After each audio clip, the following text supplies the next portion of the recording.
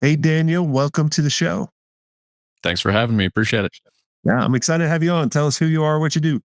Yeah, Daniel Lofaso. I'm the owner of Digital Elevator. We are a biotech marketing agency. How'd you come up with the name? I think I came up with it in my dreams. Just kind of marinated on it for a little bit and wanted some kind of double double meaning type Do name you for do you the tell for the people company. you take them up a level? We don't have a cheesy catchphrase yet, but I think that's the one. That's the one right That's there. what I That's got would to be the do. one. That would be my cheesy catchphrase for you. We There's take so you up much a you can do with level. the name, and I have not done anything cool with it. Elevator stuff.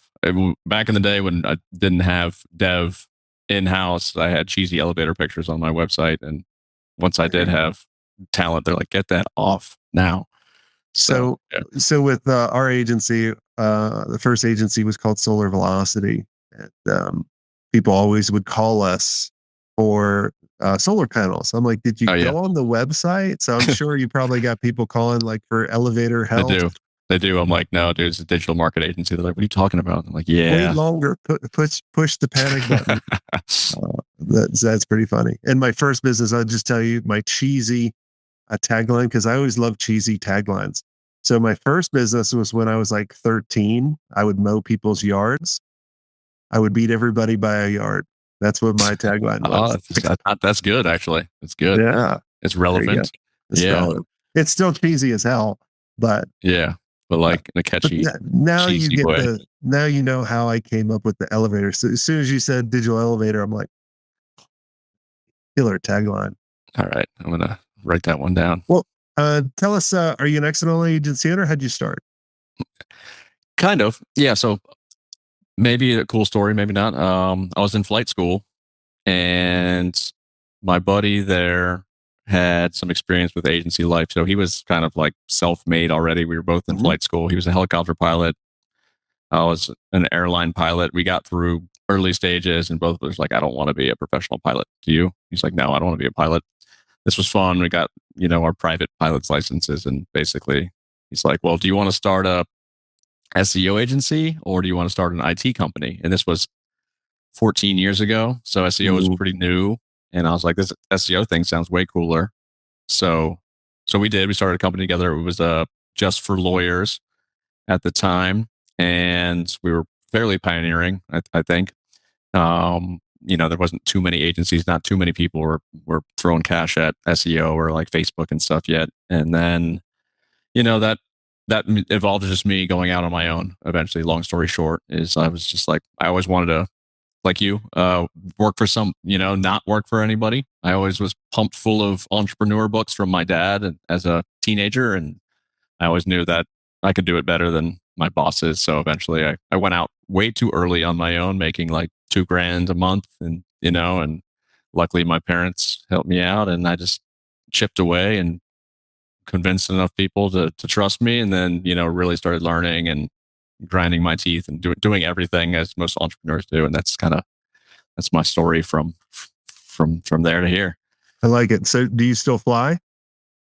Not really. It's an expensive hobby and I'm not current. But I got some friends that are like, hey, I'll get you current. Well, you got to do ground school and then you got to go in the air with them. It's very strict as it should be.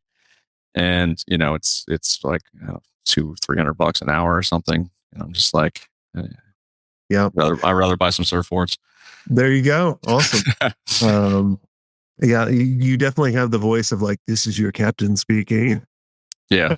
Radio voice, radio face. Anytime I'm on the radio, I'm like, don't make a dumbass response. Like I'm like, but that's cool. Um, what was the biggest challenge getting over the million mark in your agency? Looking back.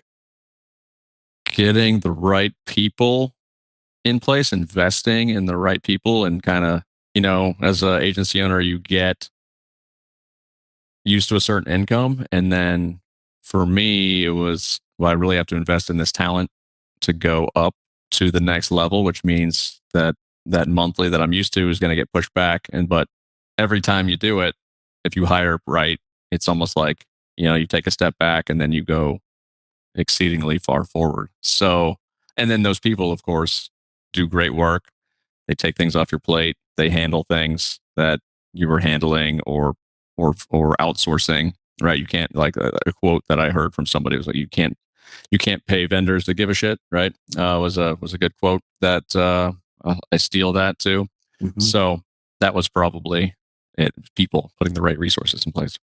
What what made you did you do it right away, or what was some things that held you back? Was it just because of, "Hey, I'm gonna make a lot less this month," and not maybe looking at it on a time, frame of going, "Man, this is actually gonna save me time." Because I always look at it, agency owners seem to make decisions based on short-term money rather Mhm. than, their time. They're like, "Oh, I can do it for I'll just do it." Yeah. Yeah. That's, I was guilty of that for sure. And then you get a little older, a little burnt out, and then you realize your time is so much more important. The work will always be there, tomorrow. Your family won't always be that young, or, in these opportunities. I see it all the time with like my parents. Like you work your whole life to retire and stuff, and then one of them has an ailment or something, right? And you can't do all this stuff you planned on. It's like, what are you gonna do with all this money now? Yep. You don't have your youth anymore.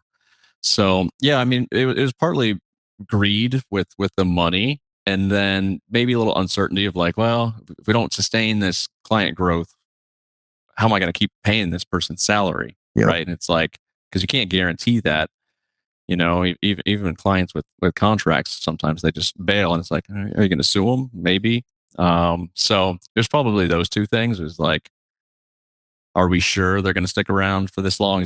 Are we sure this growth is going to continue? And in my case, forever we kind of just existed and grew organically without doing any marketing, which stopped 2 years ago.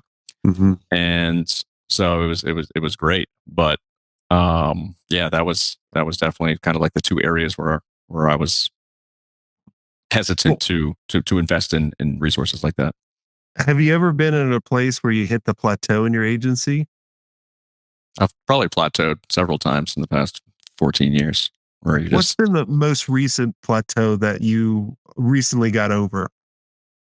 so post COVID, really. So COVID, we did awesome. So we have a sister company that does streaming video, kind of like software marketing. It's called OTT. So we have a sister company that is OTT marketing, and everybody's staying at home watching TV, so they need uh, you know the infrastructure of these media companies that have house the libraries. And all these companies are blowing up. In turn, they need marketing. They have budget for marketing. So we blew up that division of the company. Plus, COVID really helped digital marketing for us. And I'm sure Mhm. many agencies experienced that. And then, after a year after 2021, 2022, we kind of saw everything pulling back a bit, and had all these employees and all these clients that I thought were going to stick around forever. We killed it. The metrics didn't lie, and a lot of them, in particular that industry, they were acquired. So it's kind of funny. It's like you do such a good job that your clients get acquired, and then they're gone because you're not talking to them anymore. Or the big company has in-house staff or whatever. So that was definitely a plateau, or worse. It was kind of back down the mountain, and that was what forced us to really pivot from really like a agnostic industry company into the biotech industry. I was like, I gotta figure out an industry that I can get into that has money, um, where my service offerings aren't going to be too different from where they're at now. I don't have to reinvent myself and go learn how to become a software company or something, and then what's the competition like? How do I validate the vertical? And what are the competitors in the space look like? So I had to do all of those things, basically start from scratch, and it worked. So that was what happened in the past 2 years for Digital Elevator. It was like Had- basically a pivot. Walk me through. I'm glad you guys pivoted to getting really specialized. What? what was the criteria that you were looking for? Like, how did you pick the biotech industry? So we had some clients already in the space, which was helpful with the pivot decision. So we analyzed, kind of got really granular with the data and the metrics of the finances, to say, okay, well, these industries we've had experience in as kind of a first benchmark. These industries have paid historically really well or been a large percentage of our income. And these industries are easy, or looking ahead, because marketing's been changing so much, like where can we crush it, like Yeah. we used to do a lot of local SEO, and I'm like, I don't want to do that anymore. Like, they don't spend a lot of money, for example. Let's throw that out, right?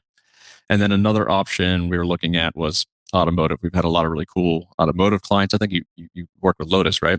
um, Hmm. and so we worked with like Haggerty, big insurance for classic cars type company. Great company, by the way. If you have a Yeah, classic car, like I love them. They're great. yeah. I had my dad's neighbor collected cars. I had an old Land Rover Defender. He's like, you should take it to these guys over here. That guy ended up becoming a client, my friend, and then they were acquired by Haggerty. So that's the story behind that. But yeah, and then like several other automotive companies, and so we're like, this is a really fun industry. They're definitely more chill client.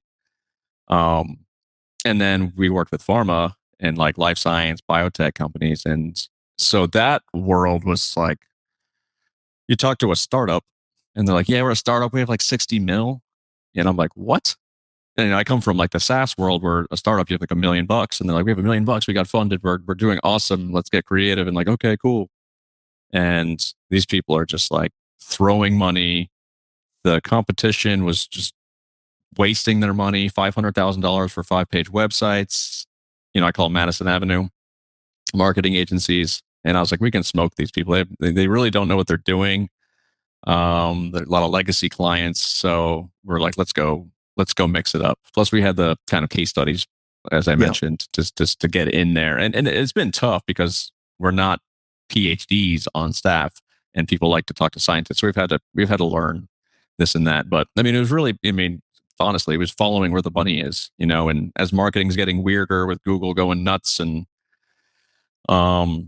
this big push towards pay per click and SEO is confusing mostly to consumers, not necessarily to us as agency owners or Yeah. SEOs. Content is getting different with AI. It's just so many things are happening, and like with this industry in particular, biotech, they're like, they're not big into social media yet. And, there's not a lot of people doing awesome in social media. I don't like doing social media. I kind of hate it as a service offering. We do paid social, but we don't do any organic. I don't want to. So we're holding off on that for a little bit.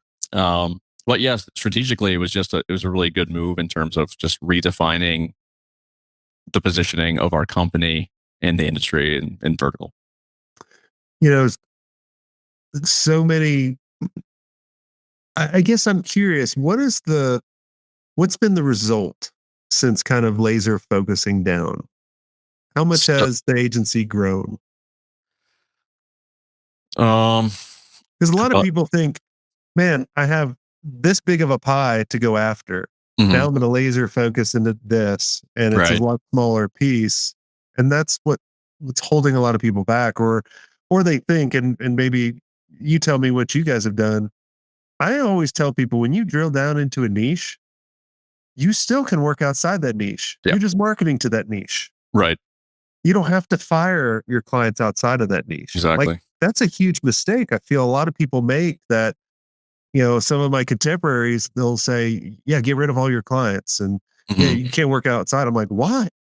right. Yeah. No, that's exactly what I went through, and I was guilty of that too. So I hired a business coach. I hired a former client who successfully exited. So he wasn't one of these gurus, right? Like these gurus on the internet that they sold their agency for 200 grand and now they're a coach. Those guys, y'all know what I'm talking about. Never Um, heard of those yeah, people. he was 7 figure, maybe more 8 figure. He actually never told me, and it wasn't public, but I know he did well. And he's like, you should niche down. And I was like, what about my clients? I have clients that are like in finance and still automotive and SaaS and local. And medical marijuana. And I'm like, what? And he's like, well, you don't have to fire them, like, but yeah. So you're absolutely right, Jason. It's like, and they don't even know, they don't even care. Like my website says biotech marketing agency, and like I still have the finance client. I raised prices on all of them. I was like, hey, if you want to work with us, this is what's going down now. They're like, okay. I'm like, all right, well, that didn't go as bad as I thought. And and we still get referrals from other people. I still have my old clients come back around that work with us, and they're not in biotech. They don't care. They know Yeah. the caliber of work. And then for us, it's easy. Like if we wanted to, tack on another vertical, maybe we just pull in. We can go into dental or something, or chiro, or just more general healthcare, hospital systems, whatever. You just build that one. Mm-hmm. But I think to go back to one of your other questions was like, well, what do we do? Like this made it really easy to market. Like that was the big thing, right? That my business coach taught me. He's like, it makes it so much easier to market. And I think that's the biggest thing I missed out forever because we just got lucky for so long with referrals. And it was like, okay, now you talk to one buyer persona, just writing ads for like, if I was just to go after, SEO agency, pay-per-click searches, like you're going to be paying $40 a click. You're going to get a bunch of tire kickers. It's going to be extremely difficult to compete with the massive agencies that have unlimited funds. But when you throw your vertical on there as a long tail keyword for SEO or pay-per-click, for example, for the type of marketing we're doing, it's like the keyword difficulty is really low. It's very defined, and the amount of leads we drive is quite good now. And so we're just trying to get better at closing them. So it took a while to kind of like create the best products and services that, like we sprung this thing up, started getting leads right away. I was like, oh, wow, that was easy. But we didn't like close them right away. So that's always an evolution for us, is trying to increase close rates, and, basically fired myself as the sales guy. Apparently I sucked at it. I found that out later, that I sucked at it. I didn't proclaim to be the best sales guy, but were you sabotaging yourself when you got busy? No, I was like too honest, apparently. So another client who exited, I got him to become our sales guy, and he built sales processes for his company. So I'm like, hey dude, are you interested in working with us? And to my surprise, he said yes. And he's like, let me listen in, we did training. And he's like, you're too honest. And what he meant was that I'd be like, I have him on the hook. Then I'd be like, but SEO is going to take a while. Or, I'd be setting expectations maybe a bit too early in terms of the sales, or being like, this is going to be difficult, but we'll do it. He's like, don't say that. Make it sound easy. So I was like, man, I say all those things. He's like, you say them all the time. And I was like, holy shit. I don't know if I agree with that. I think people would trust you more, like being authentic, be like, because I was always the same way, honestly. Like I would, and my close rate was like 85%, but I would say, hey, this is going to take a while. Yeah. And then I would say everyone else is going to be like, yeah, they could do it quick, but they're lying to you. Like, here's why. Then I'd walk them through the process. And then you're just building trust. Right. So, okay. I don't know. That's how I've always done it. Cause I think you're a lot like me, right? You see I can get you 50 leads guaranteed. Oh, yeah. Right. Like, yeah. And I want to throw up in my mouth, right? Punch them in the face whenever I see that. Like, like they're not being honest. And I think everyone's so used to the slimy car salesman, but when you see the person that's truthful, because I had several prospects at the agency I was chatting with, and even now, like when people were talking to us to wanting to join our community or our mastermind, Darby, myself will be like, you're not ready yet. You need to go do this, this, and this, and then come see me. Or like when I would pass someone to another agency and say, look, we're just too much for you for what your budget is right now. Here's where you need to go, and here's how to do it. Here's what to ask for. And I would guide them, I'd coach them, because I don't want people to make the mistakes we made. Right. And then you know what? They would come back when they're bigger. They're like, thank you so much for getting us to the next level. Yeah. That happened to me on a call. I was like, yeah, like, there was a prospect, and I was like, what's your budget? And she's like, oh, it didn't work. And I was like, all right, I'm just going to tell you right now, like, this is not going to work, but here's what I recommend. And she's Yep. like, I want to work with you guys though. Let's figure something out. And I was like, what? I was like, all right. Yep. So yeah, I agree. It's that transparency because then it puts their guard down too. They're like, oh, he's not trying to sell me anything. He's just trying to help me because Exactly. everybody thinks that they're just going to get sold something. You're like, all right, who's the best sales person here? And, Yeah. it's definitely No, true. no one wants to be sold to. They want Right. a problem solved. Yeah. The fastest, right? I mean, that's why we're all exist in our businesses is like, look, people have problems. Who have some problems we can actually help? And then what types of problems do we want to solve? What types of people do we want to work with? Right. And and the more you can do that, be like, look, you're not just interviewing me. I'm honestly interviewing you as well. And if Right. you're truthful about that, like it comes across like, I just always hate the car salesman.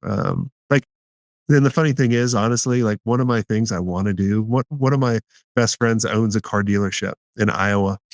I get my wife calls him my drug dealer because I love cars. And so I want to go up there and I want to sell a car, but I want to do it my way.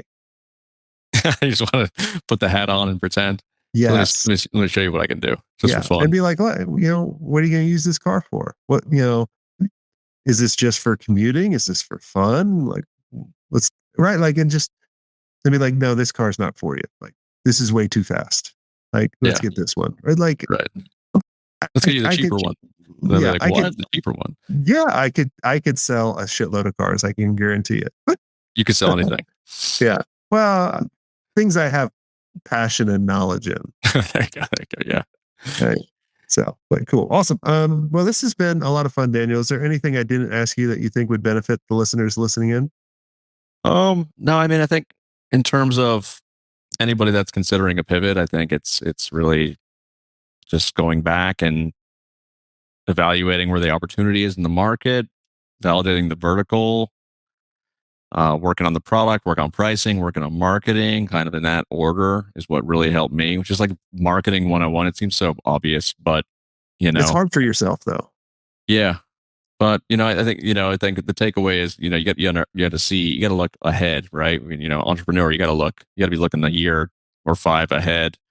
Your team managers, they look month to month, right? And then in the weeds, they're looking day to day. The E-Myth book principles, and that's what really helped me. And in terms of analyzing a pivot and going for it and being in some sticky mud and coming out of it on top. So if there's any takeaway with anybody, that would be, hopefully it can help somebody with that. Yeah, that's great advice. I love looking ahead, and one of the things that most people don't do, and I always tell our community to do this, is look ahead at the things that are not going to change. Mhm. Everyone always looks ahead at the things that are going to change, and they're always constantly trying to chase that shiny red object. Versus, look at the things that are constant. What are the things that aren't going to change? Clients are always going to have problems. Clients are always want their problem solved quicker. They always want it to solve for the cheapest, whatever it is. Like, what are the things that are not going to change? Focus on that. Guarantee your agency be better. Now, Oh, I do have a really cool resource for all of you. If you guys are struggling with finding your perfect niche, I did create a niche grader that has helped thousands of agency owners like you pick the right niche. I always hate when people say, buy this course and find the right, the most profitable niches. This is a free resource, guys. Just go to jasonswank.com/niche grader. And it's a really cool little grader that you can put in your requirements and you'll figure out, and it will help you pick the right niche based on your experience, your clients, everything. So go there now. And until next time, have a swank day. I hope you enjoyed this content. If you want more content like this, make sure you click on the link on the screen or check out your most popular podcast platform where the full episode is there. And until next time, have a swank day. What are you doing? Go check it out.